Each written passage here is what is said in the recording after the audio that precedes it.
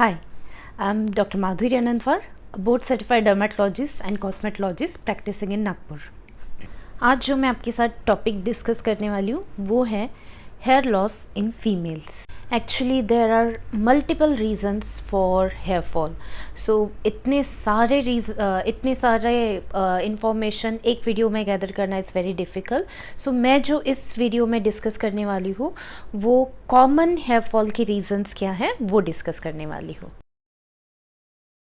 पहली चीज़, आपको hair breakage होना, हेयर फॉल होना और हेयर थिनिंग होना, ये 3 अलग अलग टर्म्स है. इनको समझना बहुत ज़रूरी है. ये आपके बालों की डिफरेंट स्टेजेस है. ये स्किन की लेवल है और स्किन के अंदर उसके रूट्स रहते हैं, बालों की रूट्स. अगर आपके बाल जड़ों से फॉल ऑफ हो रहे हैं या ज़्यादा अमाउंट में हो रहे हैं तो उसे हेयर शेडिंग या हेयर फॉल कहते हैं.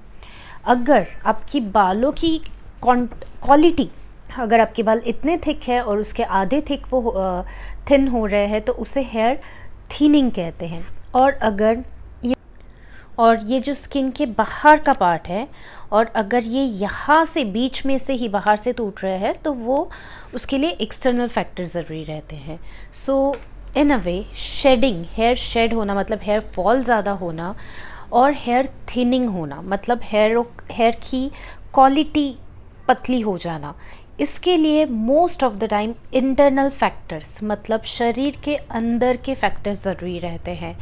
ऑन द कॉन्ट्ररी, जब बाल आपके टूटते हैं बीच में से, अगर ये स्किन के बाहर वाला पार्ट है बाल का और वो यहाँ बीच में ही टूट रहा है तो मोस्ट ऑफ द टाइम उसमें रीज़न रहता है आपके एक्सटर्नल फैक्ट. हेयर ब्रेक होना मतलब हेयर बीच में से ही टूटना, इसको आप इजीली अवॉइड कर सकते हैं because most of the time ये होता है आप अगर प्रॉपर तरीके से हेयर की केयर नहीं ले रहे हैं तो. आपको हेयर केयर प्रॉपर अगर जाननी हो कैसे लेनी है या जो आप गलत कर रहे हैं उसके बारे में आपको जानना हो तो आप मेरे हेयर केयर पे ऊपर एक वीडियो है वो फॉलो कर सकते हैं. हेयर फॉल ज़्यादा हो रहा है तो आपको एक चीज़ बहुत ज़्यादा ज़रूरी है ध्यान देना. नॉर्मली रोज़ बाल झड़ते हैं, बालों की एक साइकिल रहती है जिसमें कुछ बाल रोज़ झड़ना is normal and that amount is anywhere from between 50 to 100. 50 से 100 बालों के बीच में बाल रोज़ झड़ना is normal. Okay, what happens most of the time, अगर आपके बाल छोटे हैं या जैसे कि आदमियों में अगर उनमें 50 बाल फॉल हो रहे हैं बट उनकी लेंथ कम है, ऑब्वियसली वो ज़्यादा दिखेंगे नहीं. बट अगर जिनके लंबे बाल हैं उनके 4-5 भी बाल अगर झड़ जाते हैं तो इट लुक्स कि आपके कितने ज़्यादा बाल झड़े. So you have to keep in mind कि बाल ज़्यादा दिखना मतलब ज़्यादा हेयर फॉल होना नहीं. अगर वो ज़्यादा अमाउंट में दिख रहे हैं आपको या फिर आपके बालों में आपकी बालों की क्वालिटी आपको अच्छी नहीं लग रही, थिन लग रहे हैं या फिर कहीं पे आपको बाल पैचेस दिख रहे हैं, then you need to worry about it. The most common reason जो फीमेल्स में हेयर फॉल होता है उसका रहता है HB या हीमोग्लोबिन या सीरम आयरन की कमतरता होना. अभी नॉर्मली इंडियन फीमेल्स में आपका haemoglobin anywhere between 11 to 12 is normal. But अगर आपका हीमोग्लोबिन 11 से कम है इट्स नॉट गुड.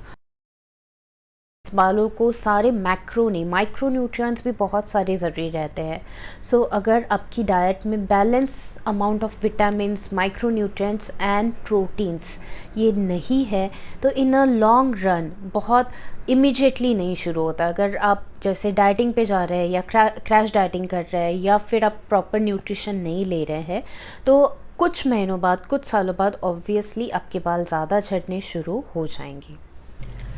बालों के लिए कई सारे विटामिन्स, कई सारे माइक्रोन्यूट्रिएंट्स और प्रोटीन्स की ज़रूरत रहती है.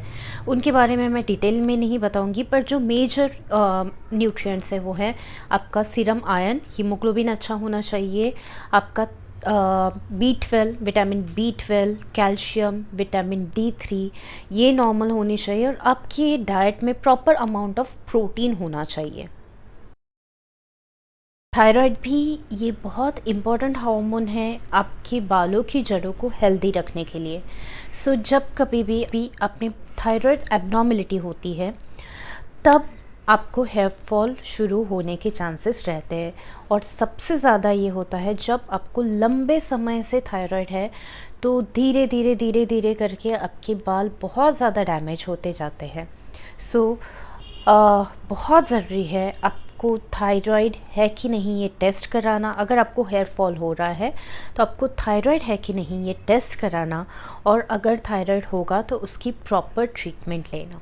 अक्सर लोग ईयरली चेकअप नहीं करते, इसलिए कई साल तक इवन उनको थायराइड हो तो भी उनको पता ही नहीं रहता है कि उनको ये प्रॉब्लम है। और जब डिटेक्ट होता है कि उनको थायराइड है, उनको लगता है कि कुछ दिनों से ही उनको ये प्रॉब्लम है, बट एक्चुअली ये रहता है बहुत सालों से, जस्ट डिटेक्ट नहीं हुआ होता है। तो basic general test including thyroid हो सके तो एवरी ईयर या at least once in a 2 year कराते रहिए। पॉलीसिस्टिक ओवेरियन डिसीज़ या आपकी ओवरीज में सिस्ट होना, इसमें आपको मेजर ये रहता है कि आपके पीरियड्स या आपके मंथली मेंस्ट्रुअल साइकिल इरेगुलर रहती है। उसके साथ में आपको पिंपल या एक्ने की तकलीफ़ हो सकती है, चेहरे पे ज़्यादा बाल आना जिसे हर्सिटिज्म कहते हैं वो प्रॉब्लम हो सकता है, आपका हेयर फॉल ज़्यादा हो रहा है ये भी हो सकता है, या फिर इवन वेट गेन होना। PCOS के बारे में मैं डिटेल में नहीं बताऊंगी because there is already a video, my video is there on PCOS। अगर आपको लग रहा है कि आपको PCOS होने के चांसेस हो सकते हैं, so you can go through that video. Female pattern hair loss, जैसा आपने अक्सर देखा होगा आदमियों में, यहाँ पे उनके हेयर लाइन पीछे जाने लगती है, उनको बाल्डनेस होने लगता है जैसे जैसे उनकी उम्र बढ़ती है, वैसा ही हेयर फॉल औरतों में भी होता है। बट अच्छी बात यह है कि जितना सीवियर आदमियों में होता है उतना सीवियर औरतों में नहीं होता है। ये एरिया में हेयर फॉल हो रहा है, या यहाँ की आपकी जो हेयर लाइन कहते हैं, जो बीच में की पार्टीशन लाइन कहते हैं, वो अगर वाइड हो रही है, वो बढ़ रही है, तो या फिर वहाँ के बाल आपके पतले हो रहे हैं, एंड आपके फैमिली में भी हिस्ट्री है, जैसे कि अगर आपकी मम्मी के साइड या आपके फादर के साइड किसी को भी अगर जेनेटिक हेयर लॉस है, हेयर पैटर्न लॉस है, तो आपको भी चांसेस हो सकते हैं कि आपको भी ये जेनेटिक, जिसे फीमेल पैटर्न हेयर लॉस कहा जाता है, वो तकलीफ़ हो। फीमेल पैटर्न हेयर लॉस भी नॉट नेसेसरी कि एक उम्र बढ़ने के बाद में हो। फीमेल पैटर्न हेयर लॉस भी कोई भी एज में, जब कभी आपको मेंस्ट्रुअल साइकिल शुरू होती है उसके बाद में कुछ सालों बाद कभी भी आपको फीमेल पैटर्न हेयर लॉस शुरू हो सकता है। मेन रीज़न तो रहता है जेनेटिक, बट उसके अलावा एक्सटर्नल फैक्टर भी आपका फीमेल पैटर्न हेयर लॉस बहुत ज़्यादा बढ़ा सकते हैं।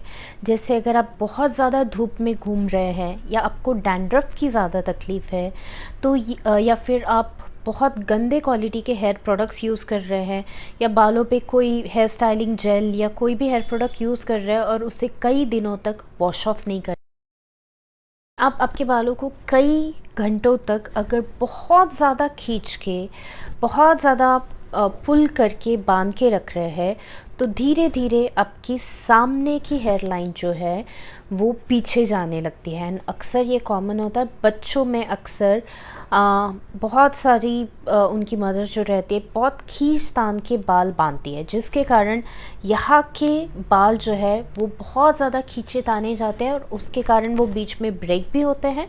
एंड अदर देन दैट आपकी हेयर लाइन पीछे भी जाने लगती है, जिसे कहते हैं ट्रैक्शन एलोपेशिया। तो बहुत सारी दवाइयाँ भी हेयर फॉल ज़्यादा बढ़ाती है, बट जब कभी भी आप ये दवाइयाँ बंद कर देंगे, कुछ ही दिनों में बाल अपने आप नॉर्मल हो जाते हैं। उसमें डरने की भी कोई बात नहीं रहती है, ना ही उसको कोई ट्रीटमेंट की ज़रूरत रहती है। इस रिलेटेड हेयर फॉल जो रहता है, जैसे कि आपकी बहुत ज़्यादा स्ट्रेसफुल वर्क लाइफ हो, या फिर आपकी जस्ट डिलीवरी हुई हो, डिलीवरी के 1 साल तक हेयर फॉल होना, या फिर रिसेंटली आप बहुत दिनों तक बीमार रहे हैं या किसी प्रकार का टेंशन या स्ट्रेसफुल कंडीशन में रहे हैं, तो कुछ महीनों के लिए आपका हेयर फॉल होना इट्स नॉर्मल, बट वो भी परमानेंट कभी नहीं रहता। सारी आप में से जो लड़कियां हैं वो चाहती होगी कि उनके लंबे घने बाल चाहिए। लंबे तो हो जाते हैं बट घने नहीं रहते, किसी किसी के बालों की लेंथ ही नहीं बढ़ती। तो ये क्यों होता है, उसके पीछे आपको एक बेसिक रीज़न जानना ज़रूरी है। आपकी बालों की लेंथ, कोई भी एक्सटर्नल फैक्टर जैसे कि शैम्पू वगैरह, ये चीज़ें आपकी बालों की लेंथ नहीं बढ़ा सकते। लेंथ आपकी बालों की क्या डिटरमाइन करता है वो मैं आपको एक्सप्लेन कर रही हूँ। सी, बालों की रहती है 3 स्टेजेस। हर एक बाल ये 3 स्टेजेस में से जाता ही है। ये है स्किन की लेवल, ये है स्किन के बहुत अंदर उनके जो रूट्स रहते हैं वो, और ये है स्किन से बाहर दिखने वाला आपका बालों का पार्ट। ओके, ये है एनाजिन फेज, जो मेन आपका बालों की फेज रहती है, जो कम से कम 2 से 6 साल तक चलती है। मतलब आपका जो बाल है, एक बाल, वो 2 से 6 साल तक इस स्टेज में रहता है, और ये स्टेज डिसाइड करती है आपकी बालों की लेंथ। ओके, इसके बाद में जो स्टेज आता है वो आता है कैटाजन फेज। ओके, और ये फेज़ में बाल रहते हैं 2 से 4 हफ्तों तक, और इसके बाद में आता है टिलोजन, जो मतलब जस्ट वो रूट से, आपका बाल रूट से डिटैच हो गया है और अगले कुछ दिनों में वो फॉल ऑफ होने ही वाला है। अक्सर बाल ये स्टेज में रहते हैं 2 से 4 महीनों तक। ओके, सो जब ये बाल फॉल ऑफ हो जाता है तब यहाँ पे न्यू हेयर ग्रोथ शुरू होती है, फिर वापस से इसका साइकिल शुरू होता है। ऐसे हर एक आपका बाल इन स्टेजेस में से जाता ही है। सो आपकी बालों की लेंथ कौन से स्टेज पे डिपेंड करती है? आपकी बालों की लेंथ डिपेंड करती है ये स्टेज पे, जिसमें वो बाल 2 से 6 सालों तक रहता है। सो अगर आपके बाल ये स्टेज में कम साल रह रहे हैं, ओके, कोई भी आप में हार्मोनल प्रॉब्लम हो, जो मैंने पहले ही आपको एक्सप्लेन की सारी चीज़ें, थायराइड हुआ, आप में एचबी कम है, या आपको इंटरनल कोई हार्मोन की तकलीफ़ है, उसके वजह से अगर ये हेयर रूट कमज़ोर हो रहा है, और जिसकी वजह से ये फेज़ में बाल आपका कम दिन रह रहा है, कम सालों तक रह रहा है, तो ऑब्वियसली वो उसकी मैक्सिमम ग्रोथ अटेन नहीं कर पाएगा, जिसके कारण आपकी बालों की लेंथ लंबी नहीं रहेगी। ओके, सो आपको बालों की ग्रोथ लंबी करने के लिए बहुत ज़रूरी है मैक्सिमम पीरियड आपका बाल ये फेज़ में रहे। ओके, सेकंड कॉमन रीज़न रहता है अगर आपके बाल लंबे नहीं हो रहे उसका, कि वो बीच में से ही टूट रहे हैं। जैसे कि बाल ग्रो तो हो रहे हैं पर जब ग्रो होने से पहले वो बीच में टूट जा रहे हैं, और मैंने जैसे पहले बताया, बीच में से ही बाल अगर बाहर से टूट रहे हैं, ब्रेक हो रहा है आपके बाल, तो उसके पीछे एक्सटर्नल फैक्टर्स रहते हैं। मतलब किसी तरह से आप आपके बालों को बाहर से हानि पहुंचा रहे हैं, तो वो आपको ये दोनों चीज़ों पे ध्यान देना ज़रूरी है अगर आपको बाल आपके लंबे करने हैं। बहुत बार लड़कियां या मेरे पास आती है और पूछती है कि बाल हमें लंबे चाहिए और जल्द से जल्द कोई उसके लिए ऑप्शन चाहिए, तो ऐसा कभी भी नहीं होता। आपको अगर लंबे एंड घने, जस्ट लंबे बाल रहे के मतलब नहीं है। अगर बहुत कम बाल आपके ये स्टेज में रह रहे हैं तो लंबे भले ही रहेंगे आपके बाल, बट वो थिक नहीं रहेंगे। अगर आपके मैक्सिमम बाल ये स्टेज में रह रहे हैं, वो अपनी फुल ग्रोथ अटेंड कर रहे हैं, तो ही आपके बाल लंबे और घने रहेंगे। एंड इस चीज़ को टाइम लगता है, क्योंकि जो कोई आपके इंटरनल प्रॉब्लम्स है उसको ठीक करने को समय लगता है। से एक फैक्टर रिस्पॉन्सिबल हो सकता है हेयर फॉल के लिए, या शायद से मल्टीपल फैक्टर्स रिस्पॉन्सिबल हो सकते हैं। शायद से आपको हेयर फॉल हो ही ना, जस्ट आपके बाल ब्रेक हो रहे हैं, या जैसे मैंने पहले बताया आपके बाल शेड या हेयर फॉल ज़्यादा हो रहा है, या हेयर थिनिंग हो रही है, या हेयर ब्रेक हो रहा है, ये बेस्ट आपको आपका डर्मेटोलॉजिस्ट देख के बता सकता है एंड रिगार्डिंग आपको ट्रीटमेंट दे सकता है। इस वीडियो में जो मैं कवर करने वाली हूँ जो ट्रीटमेंट पार्ट, वो इन जनरल आपके एक बेसिक आइडिया के लिए। सबसे पहला तो है आपका डाइट, आपके न्यूट्रिएंट्स प्रॉपर आपके डाइट में होना, प्रोटीन्स अच्छे होना बहुत बहुत ज़रूरी है। अगर आपको किसी वजह से लग रहा है कि आप प्रॉपर खाने में न्यूट्रिएंट्स नहीं ले पा रहे हैं, तो आप हेयर सप्लीमेंट्स भी ले सकते हैं, but I would suggest supplement कुछ महीने लीजिए, बट कुछ महीने ऑन एंड ऑफ लेते रहेंगे चलेगा, पर कंटिन्यूसली मत लीजिए। थायराइड के लिए आपको रेगुलर चेकअप करते रहना और रेगुलर उसकी दवाई लेते रहना ज़रूरी है। पीसीओएस के लिए दवाइयों के साथ साथ आपको डाइट और एक्सरसाइज से भी आपका पीसीओएस कंट्रोल में रखना ज़रूरी है। स्पेशली आपका डाइट बहुत इंपॉर्टेंट होता है अगर आपको पीसीओएस है और हेयर फॉल की भी तकलीफ़ है। फीमेल पैटर्न हेयर लॉस में आपको ट्रीटमेंट लेके आपके बालों को ठीक करना ज़रूरी है, जिसमें बहुत सारी ओरल या टैबलेट फॉर्म में बहुत सारी दवाइयाँ रहती है, जिसका कॉम्बिनेशन, और टॉपिकल जैसे कि ऑयल, इन दोनों का कॉम्बिनेशन डर्मेटोलॉजिस्ट आपकी एज वाइज या आपकी कंडीशन वाइज चूज़ कर सकते हैं। बट द थिंग इज़, अगर आपको फीमेल पैटर्न हेयर लॉस है तो कम से कम 6 मंथ, और ये इससे भी 6 मंथ से ज़्यादा भी आपको समय लग सकता है, कभी कभी 1 साल भी लगता है आपको बालों को हेल्दी होने के लिए। और पर उसके बाद एक बार आपके बाल थिक हो गए, हेल्दी हो गए, इसका मतलब ये नहीं कि वो हमेशा वैसे रहने वाले, because this is genetic condition. मतलब आपके यहाँ की बालों की जड़ें जेनेटिकली सेंसिटिव है आपके कुछ हार्मोन्स को, और वो दिन ब दिन थिन या कमज़ोर होते रहने वाली है। अक्सर इसलिए मेल पैटर्न हो या फीमेल पैटर्न हो, हम मिनॉक्सिडिल नाम की जो दवाई है वो आपको शुरू रखते हैं, ऑन एंड ऑफ शुरू रखते हैं। ओके एंड बहुत बार लोगों को लगता है हमेशा लगाने से इसके कोई साइड इफ़ेक्ट होंगे।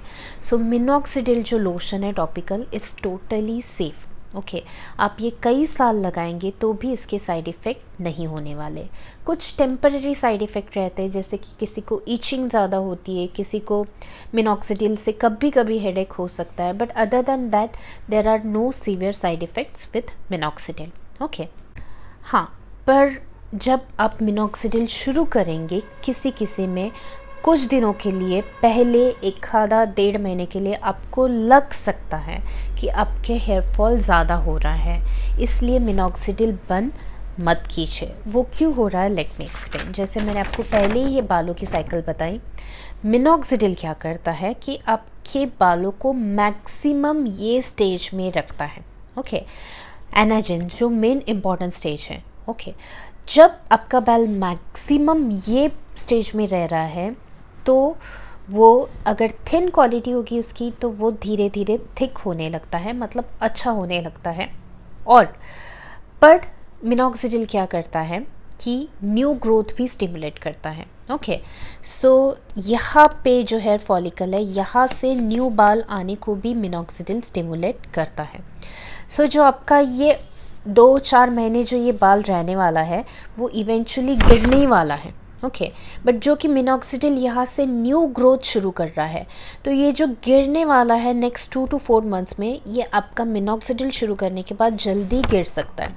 तो कभी कभी 1-1.5 महीने के लिए लोगों को लगता है कि हेयर फॉल ज़्यादा बढ़ रहा है, बट एक्चुअली वो हेयर फॉल ज़्यादा नहीं होता। जो आपका ऑलरेडी गिरने वाला होता है वो गिर जाता है। क्यों? वो भी क्योंकि आपकी न्यू ग्रोथ आने वाली रहती है।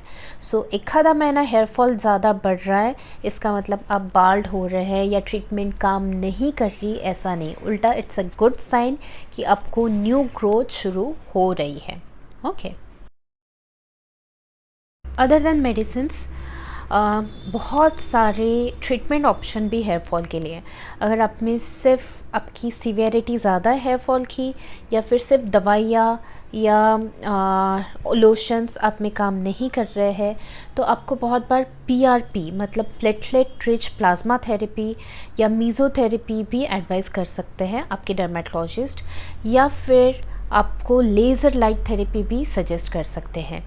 सो ये तीनों चीज़ें अच्छी है, बहुत अच्छी है, बट ये एज एन एडजुवेंट ट्रीटमेंट, जैसे ओरल गोलियां और लोशन के एक साथ की ट्रीटमेंट, ना कि एक सोल ट्रीटमेंट। सो पीआरपी और मेसोथेरेपी ये क्या है? पीआरपी मतलब प्लेटलेट रिच प्लाज्मा थेरेपी।